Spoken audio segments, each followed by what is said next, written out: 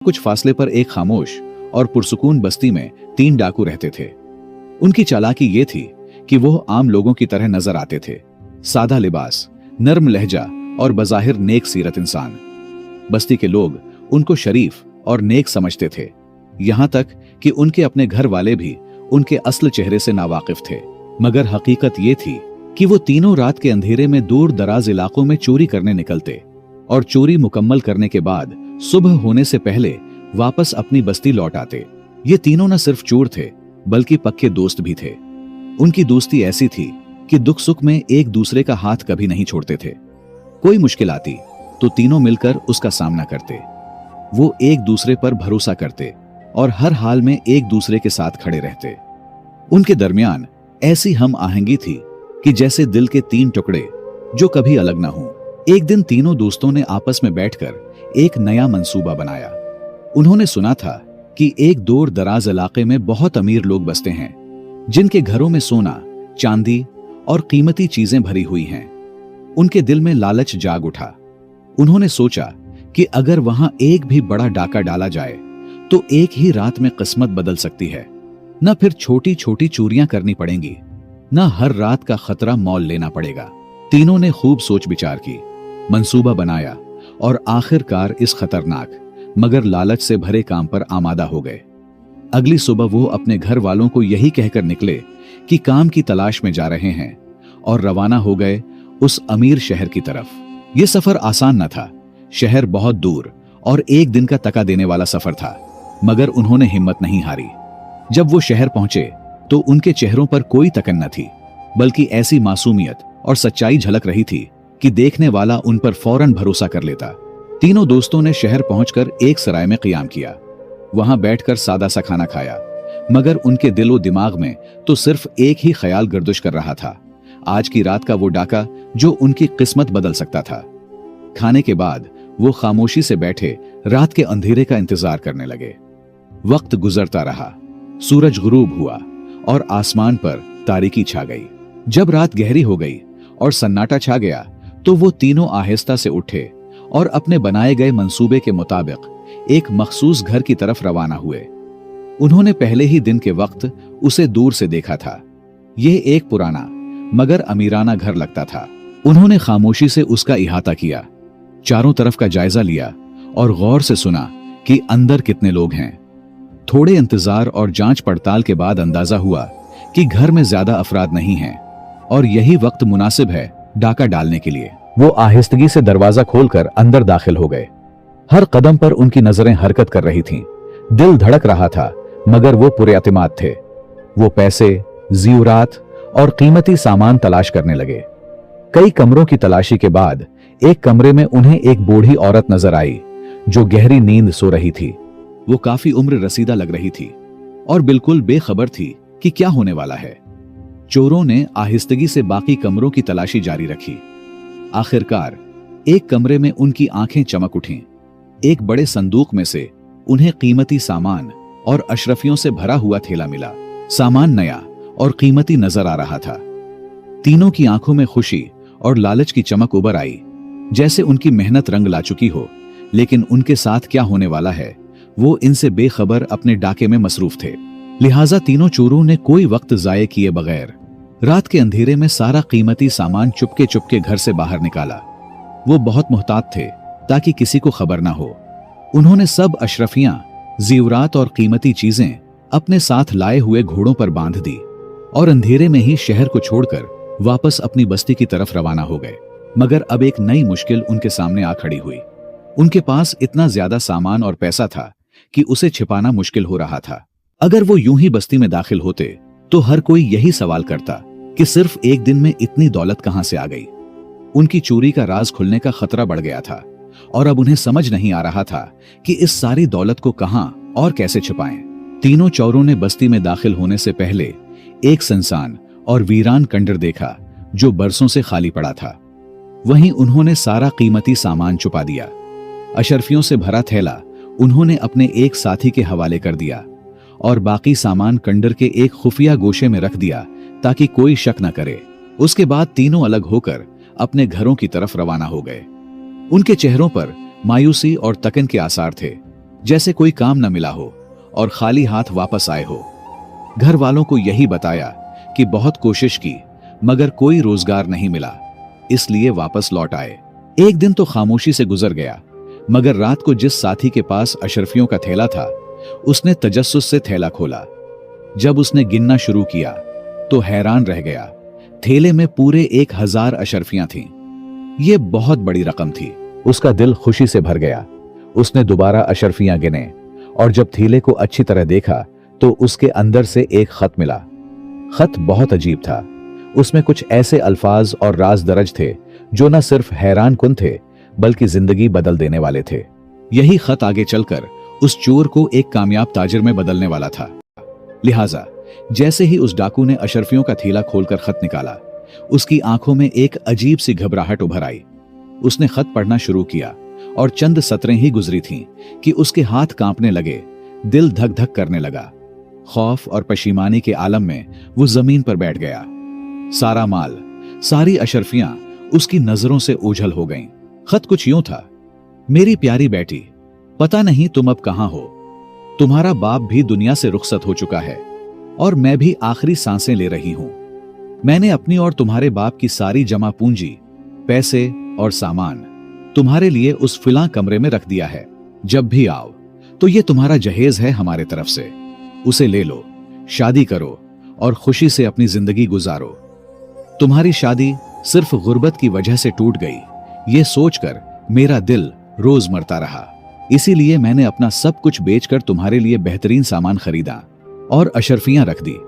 मैं तो मर ही जाऊंगी, लेकिन तुम इस माल और दौलत से अपनी जिंदगी को खुशी से गुजारो। मेरी प्यारी बेटी, गुर्बत बहुत बुरी चीज है, वरना मैं तुम्हारे लिए बहुत कुछ करना चाहती थी। तुम्हारी बदकिस्मत मां। ये खत पढ़कर डाकू की आंखों में निदामत छा गई।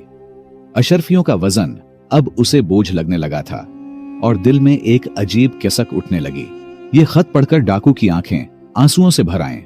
उसका दिल कांप उठा और वो बेइख्तियार रोने लगा। वो देर तक जमीन पर बैठा रहा, अशरफियों से भरे थैले को देखता रहा जैसे वो कोई गुनाह का बोझ हो। उस लम्हे उसे अपनी मां याद आ गई, वो मां जिसने उसे पाल पोस कर बड़ा किया था। उसने सोचा, अगर ये मेरी मां का खत होता, अगर ये मेरी बहन का जहेज होता और कोई डाकू उसे लौट कर ले जाता तो मुझ पर क्या गुजरती। ये ख्याल आते ही उसके दिल में निदामत और पछतावे की आग भर गई। किसी तरह रात का वक्त काटा और जैसे ही सुबह हुई वो सीधा अपने दोस्तों के पास पहुंचा। उसके चेहरे पर परेशानी, शर्मिंदगी और संजीदगी साफ झलक रही थी। उसने अपने साथियों को सारी बात बताई और खत जेब से निकालकर उनके सामने पढ़ दिया। फिर कहने लगा, मैं तो ये अशरफियां और सारा सामान वापस ले जा रहा हूं। ये हमारा नहीं, किसी मां की आखिरी उम्मीद है। दोस्तों की बात सुनकर वो खामोशी से खड़ा रहा, लेकिन उसके दिल में एक तूफान बरपा था। उनमें से एक ने आगे बढ़कर कहा, नहीं, ऐसा बिल्कुल न करो। अगर काजी को पता चल गया कि ये सब तुम्हारे पास था तो तुम्हारा हाथ कट सकता है, और चूंकि ये सामान हम तीनों ने मिलकर लाया था, इसलिए अगर तुम वापस करोगे तो हमारा हिस्सा भी जाये हो जाएगा और हम ये हरगिज बर्दाश्त नहीं करेंगे। दूसरे ने फौरन तायद की, हमें ये सब वापस नहीं करना, किस्मत ने दिया है। अब तुम एक खत के पीछे इतना कीमती सामान और अशरफियां वापस करोगे। तुम्हारा दिमाग तो ठीक है। लेकिन वो शख्स जिसने खत पढ़ा था बड़ी नरमी और सच्चाई से बोला, ठीक है, अगर तुम दोनों का यही फैसला है तो मैं तुम दोनों का हिस्सा अपने जेब से दे दूंगा। काजी की सजा भी अगर मुझ पर आती है तो मैं उसे कबूल कर लूंगा, लेकिन मैं एक मां के आंसू और एक लावारिस बेटी की महरूमी बर्दाश्त नहीं कर सकता। मैं गुनाहगार जरूर हूं, लेकिन बेगैरत और बेहिस नहीं हूं। अगर मैंने ये सामान वापस न किया तो यकीन करो मैं पागल हो जाऊंगा। हर रात ये खत, ये अल्फाज मेरे दिल को चीरते रहेंगे। मुख्तसर ये कि उसने अपने दोनों दोस्तों की रजामंदी या नाराजगी की परवाह किए बगैर सारा सामान दोबारा घोड़े पर रखा, अशरफियों का थैला लिया और तने तन्हा शहर की तरफ रवाना हो गया। पूरा दिन सफर करता रहा। थकावट के बावजूद उसका दिल हल्का महसूस हो रहा था, जैसे वो कोई बड़ा बोझ उतारने जा रहा हो। आखिरकार वो शाम के वक्त उस शहर पहुंचा जहां से ये सब शुरू हुआ था। उसने गलियों में वही पुराना घर तलाश करना शुरू किया। काफी देर तक पूछगछ के बाद उन्होंने घर को ढूंढ ही लिया। उसे यकीन था कि इस घर में बूढ़ी औरत के अलावा कोई नहीं होता, इसलिए वो सीधा अंदर दाखिल हो गया। मगर जैसे ही कदम अंदर रखा, एक कमरे से किसी लड़की के रोने की आवाज सुनाई दी। इसके दिल में खौफ पैदा हुआ कि यह क्या माजरा है। जब वो आहिस्ता आहिस्ता अंदर गया तो देखा कि बूढ़ी औरत अब इस दुनिया में नहीं रही थी, वो इंतकाल कर चुकी थी।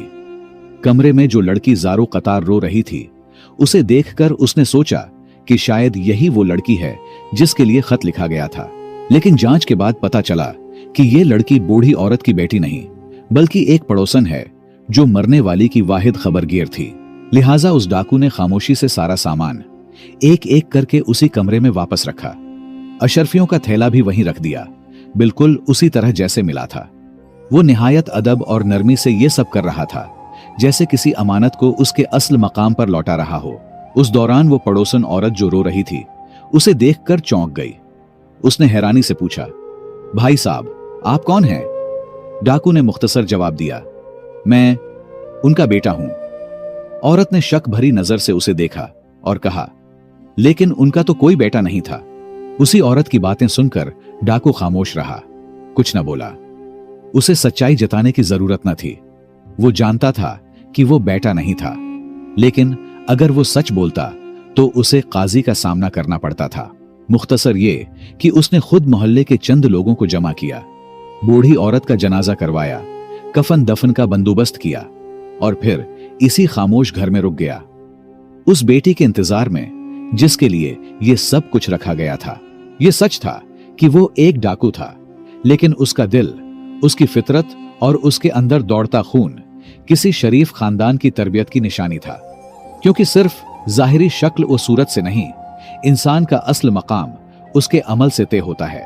जब इंसान इंसानियत को अपनाता है, रहम, खुलूस, सच्चाई और अदल को जिंदगी का हिस्सा बनाता है, तभी वो अशरफुल मखलूकात कहलाने के लायक बनता है। वरना अगर वो बुराई पर डटा रहे, जुल्म और खुदगर्जी में गिरा रहे, तो वो जानवरों से भी बदतर हो जाता है। लिहाजा वो डाकू उसी घर में रहने लगा, खामोश, सादा और खाम ख्यालों में डूबा रहता।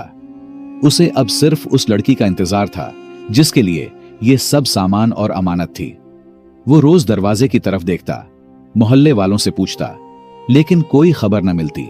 चंद ही दिन गुजरे थे कि एक दिन अचानक एक खूबसूरत, परेशान हाल लड़की घर में दाखिल हुई। जो ही उसने कमरे में अजनबी को बैठे देखा, चीखने लगी, तुम कौन हो? मेरी माँ कहाँ है? और मेरे अब्बा?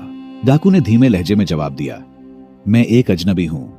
तुम्हारी माँ काफी बीमार थीं और चंद दिन पहले इंतकाल कर गईं। उससे पहले मुझे मालूम हुआ कि तुम्हारे वालिद भी फोत हो चुके हैं। यह सुनकर लड़की जैसे टूट गई। उसके आंसू रुकने का नाम ही नहीं ले रही थी। वो शिद्दत गम से चीख चीख कर रोने लगी। उसकी हालत देखकर डाकू का दिल भर आया, मगर उसने दिल मजबूत करके उसे तसल्ली दी और कहा, मौत एक हकीकत है, हर किसी को आनी है। जब इंसान बूढ़ा हो जाता है तो दुनिया से रुखसत ही उसका मुकद्दर बनती है। लेकिन मुझे तुम पर गुस्सा आ रहा है, तुमने उन्हें इस हाल में क्यों छोड़ा? लड़की खामोशी से डाकू की बातें सुनती रही। उसकी बातों में गुस्सा जरूर था, लेकिन उस गुस्से में इंसानियत और सच्चाई थी। उसने उस अजनबी की आंखों में झांका। उसे पहली बार किसी गैर में अपना सा कोई दुख, अपनायत और दर्द महसूस हुआ। लड़की ने निहायत नर्म लहजे में, झुकी नजरें और लरजती आवाज के साथ कहा, भाई साहब, मैं दरअसल अपनी माँ बाप की मर्जी से 1 साल पहले फूफी के घर दूसरे शहर गई थी। उस वक्त मेरे वालिद बिल्कुल ठीक थे, शायद उनका अचानक इंतकाल हुआ हो, लेकिन चौंकी कोई राब्ता ना हुआ, इसलिए मुझे उनकी वफात की खबर भी न मिली। डाकू खामोशी से सुनता रहा, फिर गहरी सांस ली और सच्चाई का बोझ उतारने के लिए सब कुछ साफ साफ बता दिया। मैं मानता हूं कि मैं एक डाकू हूं। मैंने तुम्हारे घर की हुर्मत को तोड़ा। अगर चाहे तो मुझे सजा भी दे सकती हो और मुझे मुआफ भी कर सकती हो। फैसला आपके हाथ में है। लड़की की आंखों से फिर आंसू बह निकले, लेकिन अब उनमें दुख के साथ साथ हमदर्दी, शुक्रगुजारी और एक अजनबी के लिए एक खास लगाव भी शामिल था। उसके दिल में उस डाकू के लिए जगह बनने लगी थी। जब डाकू उठने लगा तो उसने कहा, अब ये घर, ये सामान, सब कुछ तुम्हारा है। मैं चलता हूं। अगर कभी जरूरत हो या मुश्किल वक्त आए तो पुरानी बस्ती में मेरा घर है, मुझे जरूर याद करना। लड़की फौरन बोली, नहीं, आप मुझे अकेला छोड़कर नहीं जा सकते। आपने जिस ईमानदारी और खुलूस से मां की अमानत लौटाई है वो कोई आम इंसान नहीं कर सकता। अगर आप चाहें तो ये अशरफियां रख लें और यहीं कोई कारोबार शुरू करें। थोड़ा थोड़ा करके घर आते जाते रहें। मुख्तसर ये कि कुछ ही अरसे बाद दोनों का निकाह हो गया, शादी हो गई। अब वो डाकू नहीं रहा था, अब वो एक ईमानदार ताजिर था। कुछ वक्त बाद पुरानी बस्ती से उसके दोनों पुराने दोस्त भी उनके घर आए। उन्होंने भी उसकी बदली हुई जिंदगी देखी, उसकी इज्जत, सुकून और मोहब्बत देखी तो उनके दिल भी पिघल गए। वो भी बदलने का फैसला कर बैठे और हलाल कारोबार में उसके साथ शामिल हो गए। और यूं एक डाकू एक अमीर और कामयाब ताजिर बना और अपनी ईमानदारी की वजह से उसने वो कुछ पा लिया जो कोई सख्त मेहनत से भी पा नहीं सकता। तो दोस्तों, इस कहानी में हमारे लिए एक बहुत बड़ा सबक छिपा है। पहला और सबसे अहम सबक यह है कि इंसान को हर हाल में इंसानियत को मुकद्दम रखना चाहिए। अगर कहीं ऐसा लगे कि हमारा फायदा किसी और की तकलीफ या मजबूरी पर हो रहा है तो वहां रुक जाना ही असल गैरत और इंसानियत की पहचान है। दूसरा सबक यह है कि ईमानदारी और दूसरों की मदद का सिला अल्लाह ताला कई गुना बढ़ा कर देता है। जैसे उस डाकू को न सिर्फ वो माल मिला बल्कि नेक बीवी, अपना घर और इज्जत भरी जिंदगी भी नसीब हुई, साथ ही गुनाह भरी जिंदगी से भी छुटकारा मिला। तीसरा और सबसे बड़ा सबक यह है कि अल्लाह के खौफ और इंसानियत के नाते अगर हम किसी के लिए दवा बने और सच्ची तौबा करके गुनाह छोड़ दें तो अल्लाह दुनिया वो आखिरत दोनों में हमारी इज्जत बढ़ाता है।